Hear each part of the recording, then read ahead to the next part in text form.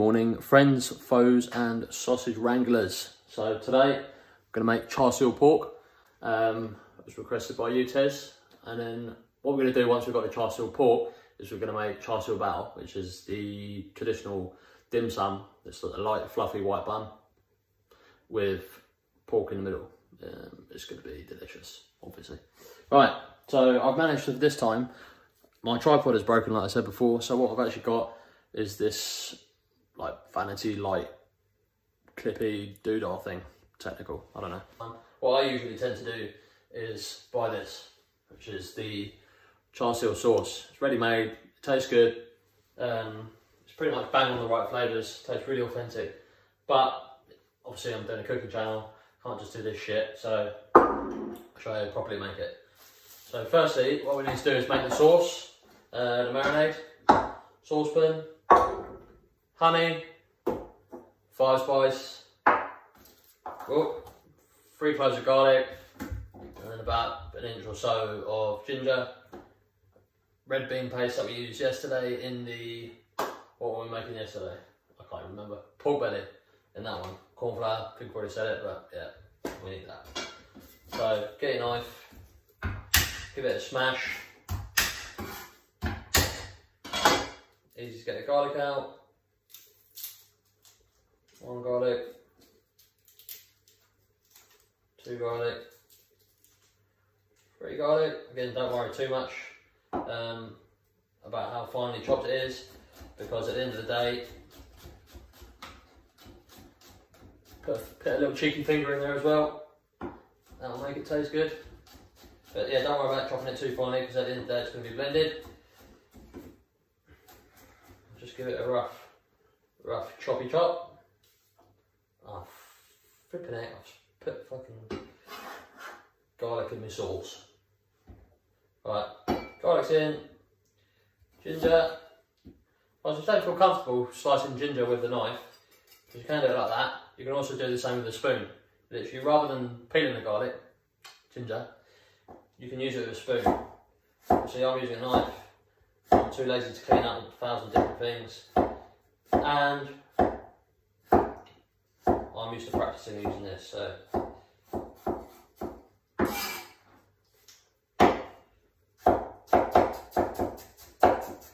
Do that. Chop it that way. Again, just has to be roughly. Doesn't matter too much. Ginger in there.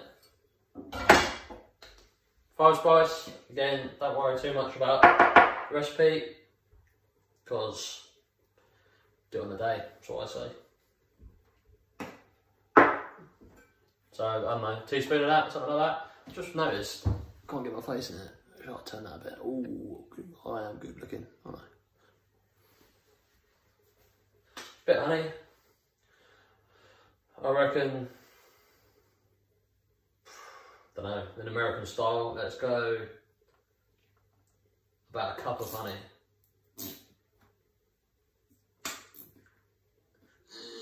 There we go, that'll do. That'll do, I guess. Then we need, just put a bit of garlic and just get that out first.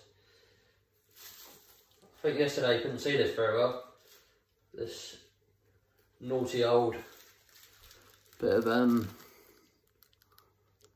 deliciousness. Oh. Ooh, that's good. Put that in, guys. If you need, well, you don't need to know where to get garlic from. I'm sure you can work that out. But if you need to know where to buy ingredients like this, just give me a shout. I'll tell you where to go get it. At your mum's house. Woo.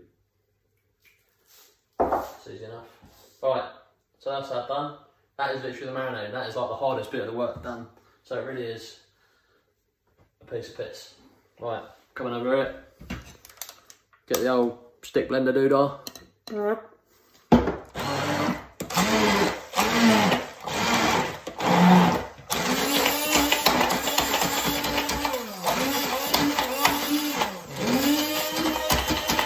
Oh shit, do you know what I've forgotten? Corn flour.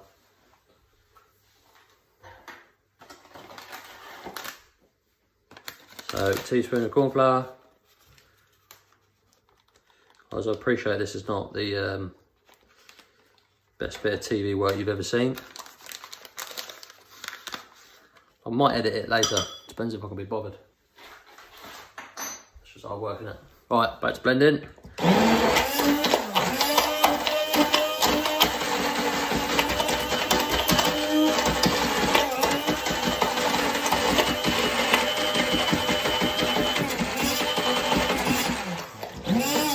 Right, stop recording. Here we are back. So, next what we're going to do, stick it in the saucepan, one of these. Scrape it all out. Put that in there.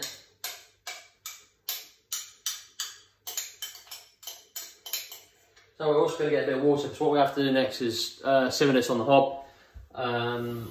Because we need to activate the starch and just reduce the sort of pungentness of the garlic, really. So I'll stick that on the hob. Again, don't worry about time-wise so much. Stick on a low heat. What we need to do is just basically thicken up so it's a bit goopy. Use a wooden spoon. Then I'll show you what it looks like in a minute. And there we are. There is our char siu marinade. Simple as that. I mean, you can use it on chicken and don't put it on fish. That's just weird. But you can use it mainly just for pork. Just don't piss around. Put it only on pork. Right, just on pork. But you could do it on chicken if you really had to. Chicken thighs. Don't put it on breast. It will go too dry. But there we are. There's our marinade. So once that's been brought to the boil, as you can see, it's just thickened a little bit. See, it's got a bit of gloopiness to it. That's what we need, is the gloop.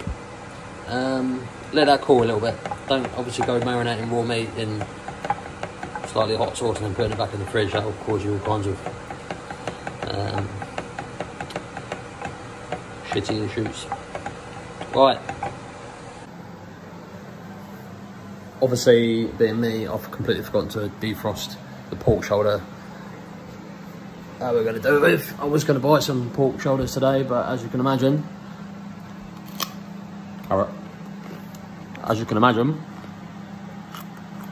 shops haven't got any meat. Could have done it with bacon, but bacon would have been weird. Anyway, so pork shoulders in the microwave on defrost. Now we've just got to wait for 20 minutes while it defrosts. But yeah, in the meantime, you could play Scrabble, eat a carrot, do some gardening, cry in the corner. Anyway, we'll be back in a minute with defrosted meat. So guys, we're back. 20 minutes done. Meat's defrosted. Finished my carrot. Just found out Prince Charles has coronavirus. Shit, innit? Right. So now, pork shoulder. Still a little bit frozen, but it doesn't matter. I'm going to take the skin off. First way to take the skin off is get a little flap on the edge first. And then what we're going to do is once we get that bit of fat off, the rest of the skin will come. Alright? Hopefully.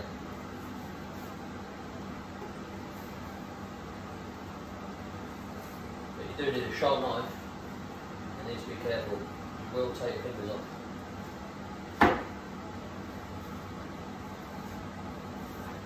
There we are. No meat left on that. In these hard times, pork scratchings. Don't want to waste that fat. Keep that. Use it for another day. And what we need, obviously now you've got your pork shoulder, and we really need that in about 3 pieces. Because what we're really looking for, I'll show you, is something this kind of size. Sort of thin, long, about that size piece of meat, alright?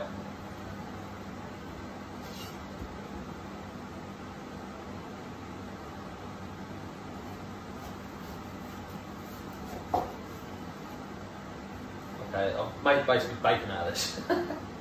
cut that wrong. But anyway, I've got 3 evenly sized pieces. I need marinating. If you've got any like really fatty bits, so I've still got a big fatty lump on there, take that off, don't want that. It needs to have fat running through it, but not too much fat, alright? That'll be alright.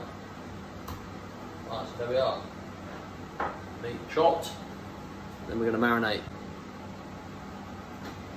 Let's chop meat up. Chop mine in half again, so we've got nice pieces like that in there. Take your marinade and pour it in.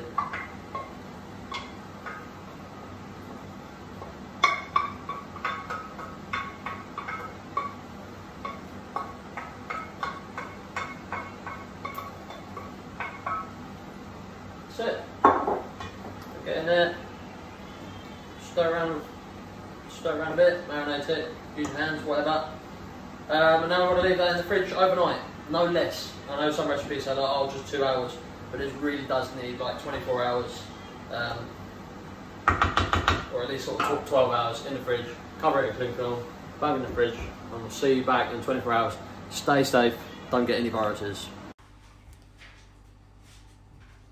Once it's finished marinating, it should look something like that. It's not as red as the one you might get in a restaurant. It's quite firm. That's the sort of all the sugar and the salt in the recipe, or the natural salts. But it won't look as red as the one that you get in restaurants because they use basically red dye, which is kind of just a bit of more of a play on the red bean curd that we added. But generally this is kind of like the natural colour, what it looked like raw. And what we're going to do is we're going to stick this in the oven at 200, this bloody gimbal. We're going to put it in the oven at 275 degrees, or basically however hot your oven can get to. And we're probably going to be looking at somewhere like 250 degrees. Mine goes up to 275, don't know why, but it does. So it's going to stick it in there, probably 15 minutes, because of the, depends how thick you cut your pork as well, but the sort of thickness that I've said, about that thick. That's going to take about 15 minutes. Then you want to brush over the marinade after that 15 minutes, turn it over, do another 15-20 minutes, take it out, and it should look delish. So here we go, bunging it in the oven.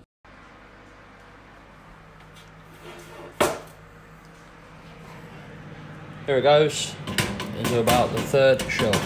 Try and do this one-handed.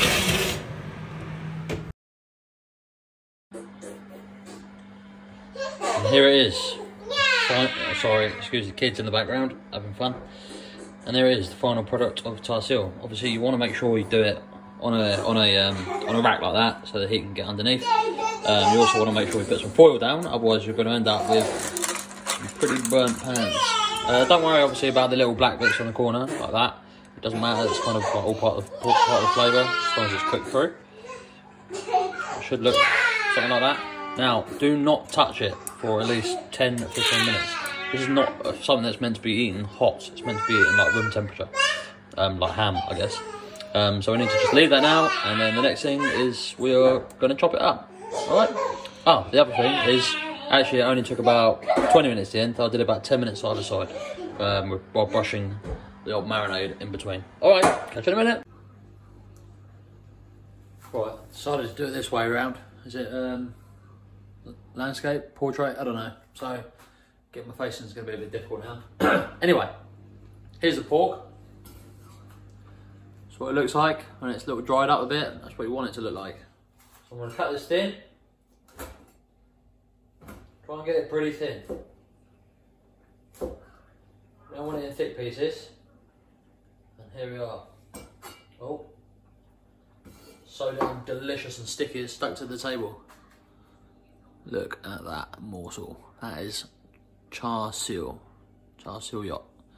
Char siu pork. Like one of those strange Japanese or Korean videos where people just pay to watch people eat. I'll do that for a living. Anyway, we'll chop that up once we've got it all together. that's our char siu done. Don't reheat it. No, don't just stick it in a frying pan, microwave or anything like that. It's perfectly right to eat it room temperature or even cold. Have it served with rice and a fried egg and some pak choy, something like that. It's going to be perfect. But what we're now going to do is we are going to make this into Char Siu Bao. Those sticky, not sticky, those soft, lovely white buns. All right, see you in a bit. Right, onions are translucent. Now the rest is pretty easy because we're just going to measure everything out in either tablespoons or teaspoons. And again, it's pretty much off the top of my head. But for the amount of pork we made, guys, I'm not going to give you how much pork I weighed because last time it was 500 kilos. You wouldn't have enough sugar. Right, so we need about a tablespoon of sugar. That goes straight in. Keep the pan hot. Then we need light soy sauce. What is that? Ooh, running out of soy sauce. Just enough. Tablespoon of that bad boy.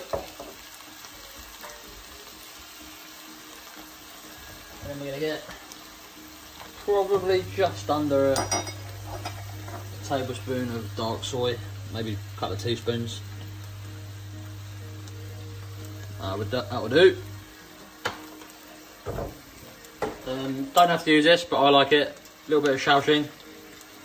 Probably just going to use literally half a lid full. Then we're going to get sesame oil. Again, probably, yeah, that'll do. Just under a tablespoon. That probably works out about a couple of teaspoons if you want to be a bit more accurate.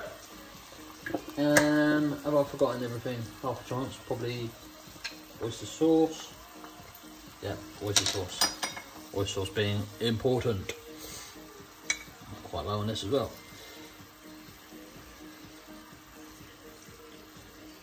Bugger, that ain't enough. 1 minute, I'm gonna get some more.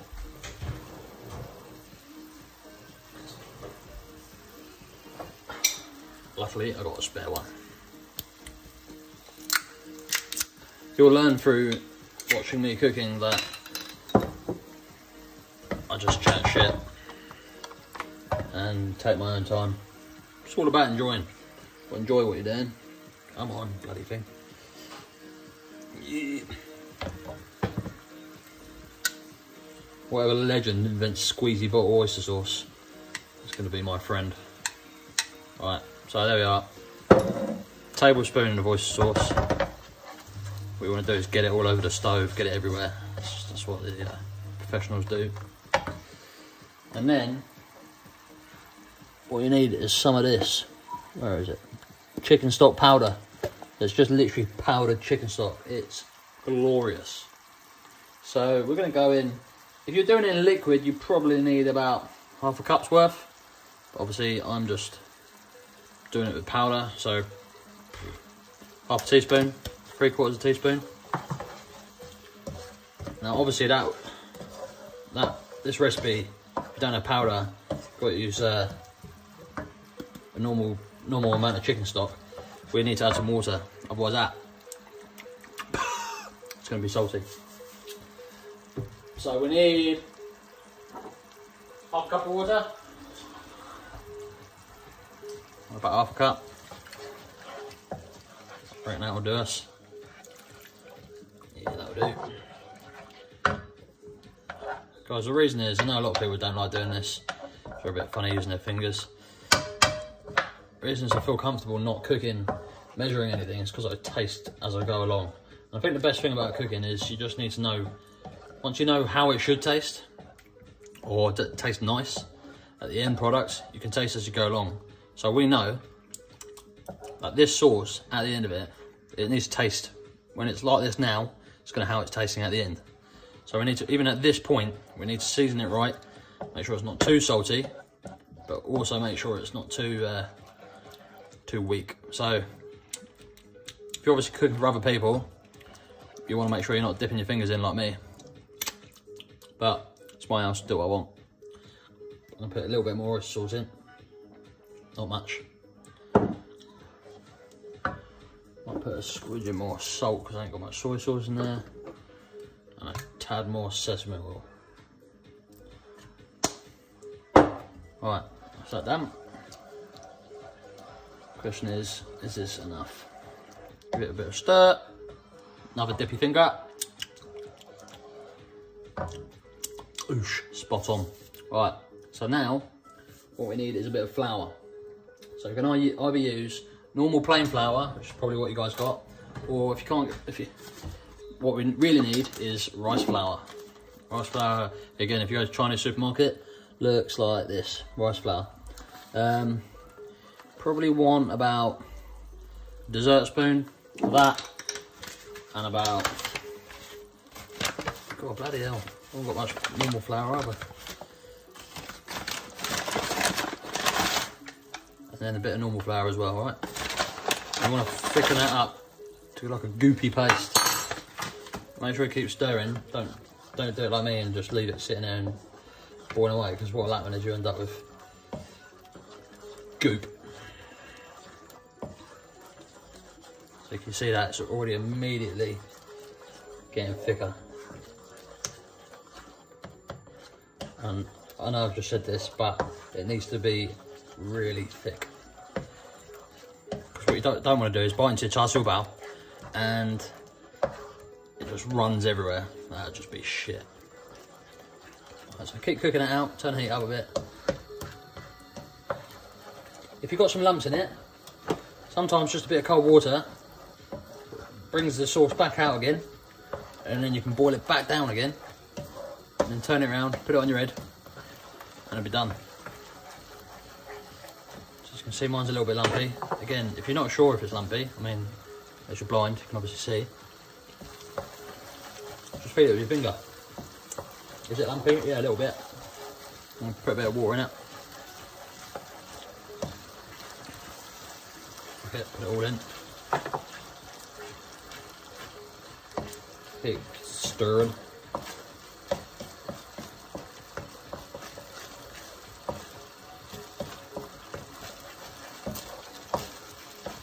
Alright, keep stirring it.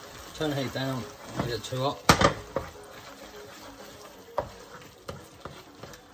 Right, now what we'll do, stick the pork in.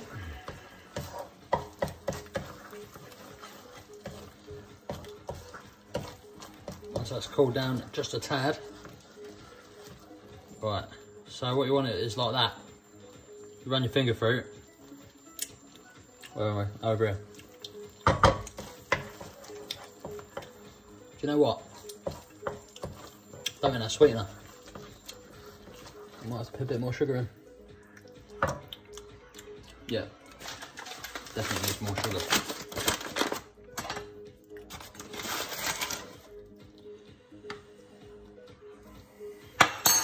About a dessert spoon. Char Siu Bao is quite a sweet thing, so I know it looks like there's a lot of sugar, and there is, to be fair, there is quite a lot of sugar in it, but that's what you got to do. I'm also, just to make things more complicated, I'm going to put a bit more rice flour in and add some more water, because I need to let the sauce out a bit. It's a bit too salty.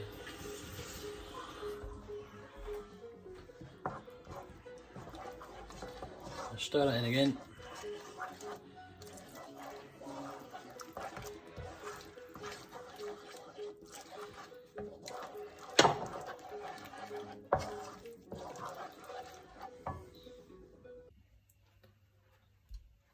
And so, here we have it. It should look like a disgusting blobby bit of white dough, like Play-Doh. Alright, so now once we've got that, just sort of smoothing it out a bit.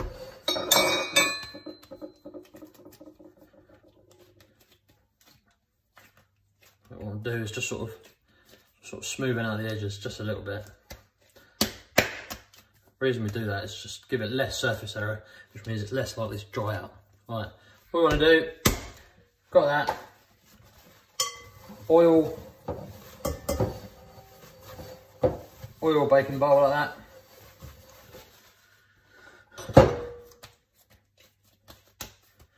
Put that in there. Plonk. Cling film it. Put it in the airing cupboard. 3 hours. And we'll come back. Should be about double in size. Alright, bye. Right. So, I can't remember if I said before. But in here we have about a kilo's worth of this stuff. I don't know if you can see the packet very well.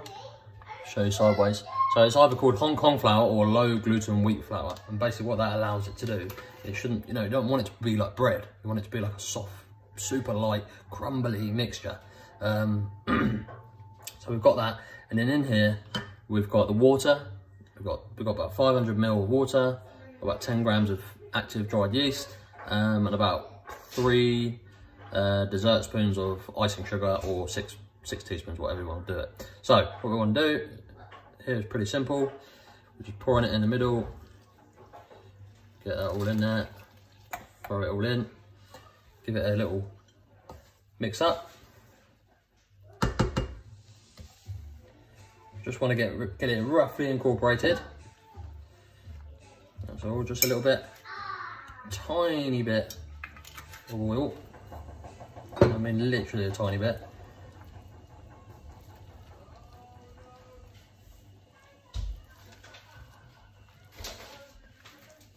Once you've got that majority incorporated, sticking it on.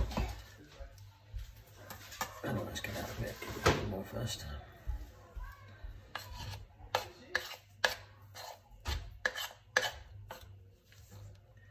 Just make sure that basically none of the sort of, there's no basically loose flour. We just want it to be a little bit of a sort of stodgy mix.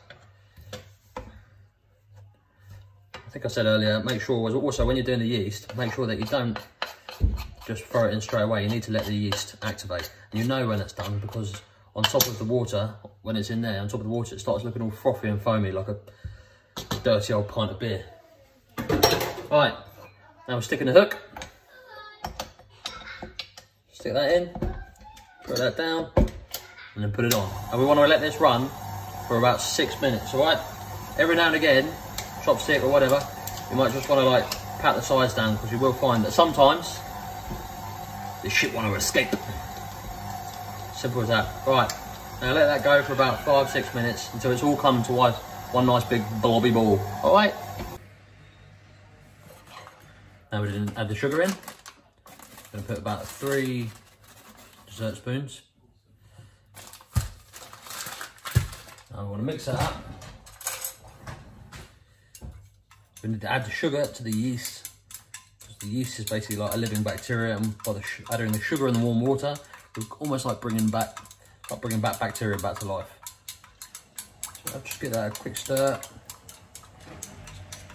Don't worry about it too much.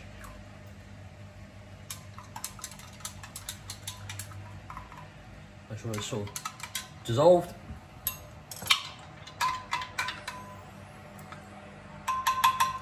Now I'll leave it for 10 minutes. Doing. Good morning everyone. So the next part on today is making the Char Siu Bao wrapping. So what we need is 500 milliliters of warm to lukewarm water. And then we need some instant dry yeast. Alright, easy enough. Open that bad boy. Get the yeast. Put it in the water. Put that all in there. Then we need some sugar.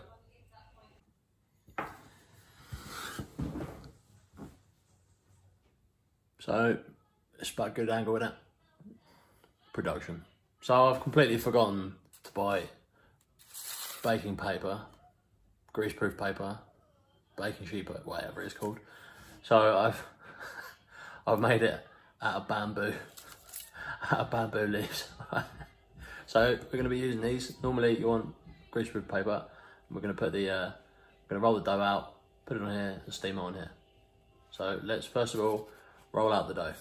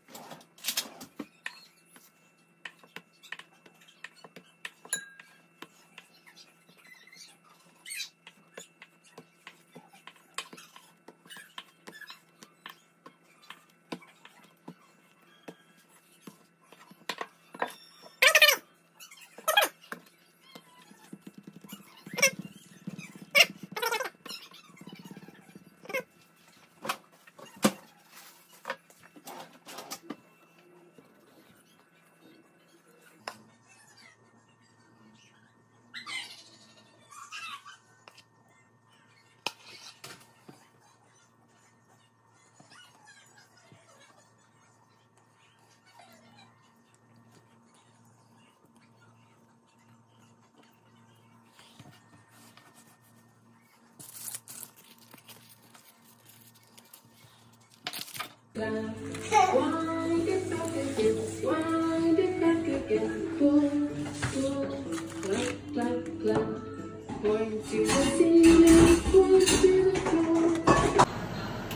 the unknown, into the unknown, and into the unknown.